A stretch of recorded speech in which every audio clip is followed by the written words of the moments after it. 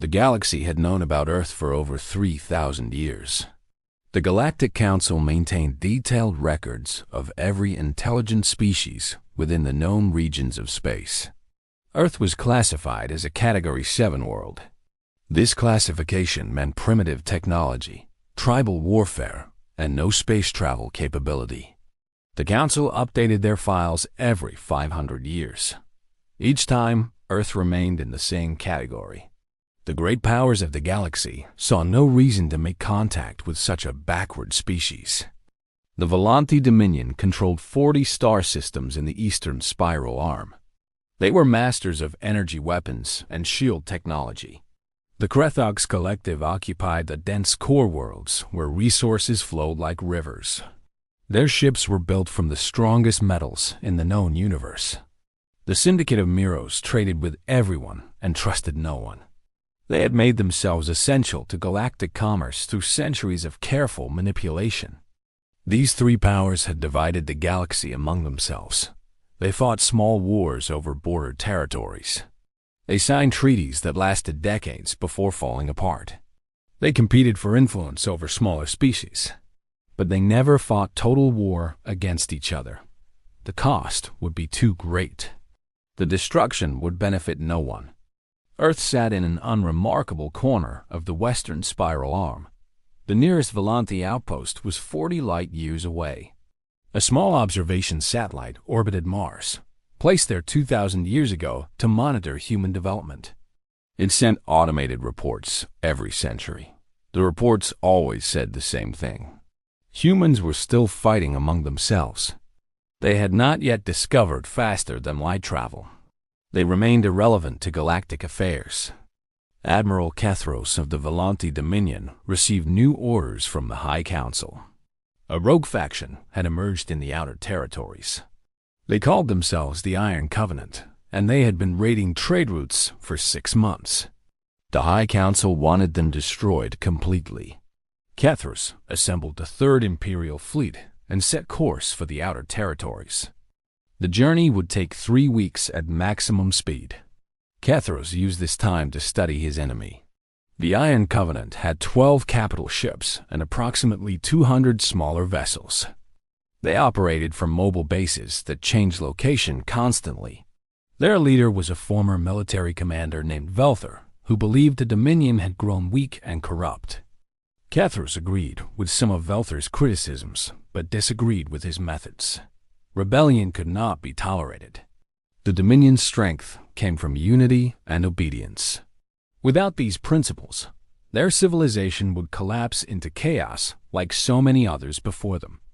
The Third Imperial fleet dropped out of hyperspace near the Cauldros Nebula.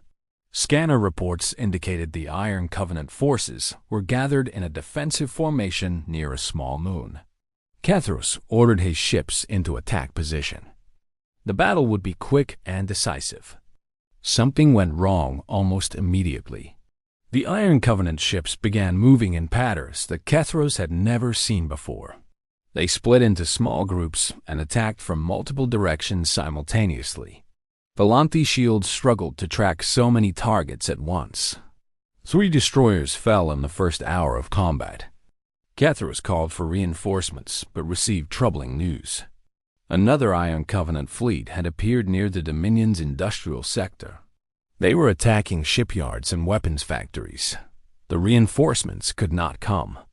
Kethros would have to win this battle with the ships he already had. The fighting continued for 3 days. Both sides took heavy losses. Kethros managed to destroy Velther's flagship, but the rebel leader escaped to another vessel. The Iron Covenant retreated into the nebula, where sensors could not track them effectively. Kethros did not have enough ships remaining to pursue them safely. He made a decision that would change galactic history forever. The Third Imperial fleet needed repairs and resupply. The nearest Dominion station was 60 light-years away, but there was a primitive world much closer. Earth sat only 15 light-years from their current position. The humans had resources that could be useful. They had metals and fuel and water. They had workers who could be pressed into service. Kethros ordered his fleet toward Earth. According to the old records, The humans had no weapons that could harm Valanti ships. They had no shields, no energy weapons, no space navy. Taking what the fleet needed would be simple. The humans might resist, but their resistance would mean nothing against superior technology. The damaged fleet arrived in Earth's solar system 18 days later. Kethros expected to find a primitive world barely capable of basic spaceflight. He found something very different. Thousands of satellites orbited Earth. Space stations floated at various points throughout the inner system. Mining operations covered the asteroid belt. 3 large colonies existed on Mars, with populations numbering in the millions. Ships moved constantly between worlds, carrying goods and passengers. Kethros checked the old records again. The last observation report was filed 200 years ago. It described humans struggling with basic rocket technology. Somehow, in just 2 centuries, they had transformed themselves into a spacefaring civilization. The admiral was not worried. Human technology was still far behind Valanti standards. Their ships were slow and primitive. Their weapons were based on kinetic projectiles and chemical explosives. These things could not penetrate Valanti shields. Kethros proceeded with his original plan. He broadcast a message to all human frequencies. The Valanti Dominion required resources from this system. Humans would provide these resources or face consequences. They had 12 hours to respond with an agreement to cooperate. The response came in 6 hours. A human female appeared on the communication screen. She introduced herself as Admiral Chun of the United Earth Defense Force. Her expression showed no fear, only cold calculation. Admiral Chun asked 3 questions. How many ships did the Valanti fleet contain? What was their current combat readiness? And were they aware that Earth had been preparing for alien contact for over 100 years? Kethros found these questions amusing. He explained that his fleet contained 27 capital ships and 140 support vessels. Their combat readiness was not a concern the humans needed to worry about, and no amount of preparation could help a primitive species against Valanti military power. Admiral Chun smiled. It was not a friendly smile. She ended the communication without another word. Kethros waited for the humans to surrender. Instead, he received reports that ships were launching from Earth and Mars. Hundreds of ships, then thousands. They were smaller than Valanti vessels, but they moved with surprising speed and coordination. The first attack came without warning. Human ships launched volleys of missiles that moved faster than anything Kethros had seen before. They did not try to penetrate Valanti shields. Instead, they exploded just outside shield range and released clouds of metallic particles. These particles disrupted sensor systems and communication arrays. Kethros ordered his fleet to form a defensive sphere. Before his ships could complete the maneuver, the humans attacked again. Small vessels dove toward his capital ships at incredible speeds. They fired weapons that looked like simple projectiles but struck with devastating force. The humans had discovered something that the great galactic powers had never considered. Valanti shields were designed to stop energy weapons and plasma attacks. They were not designed to stop solid objects moving at significant fractions of light speed. The first railgun rounds tore through Valanti shields like they did not exist. They punched holes in armor plating and continued through the other side of the ships. Explosions erupted across the fleet as human projectiles found reactors and ammunition stores. Kethros ordered a retreat, but his navigation systems were still blinded by the metallic particles.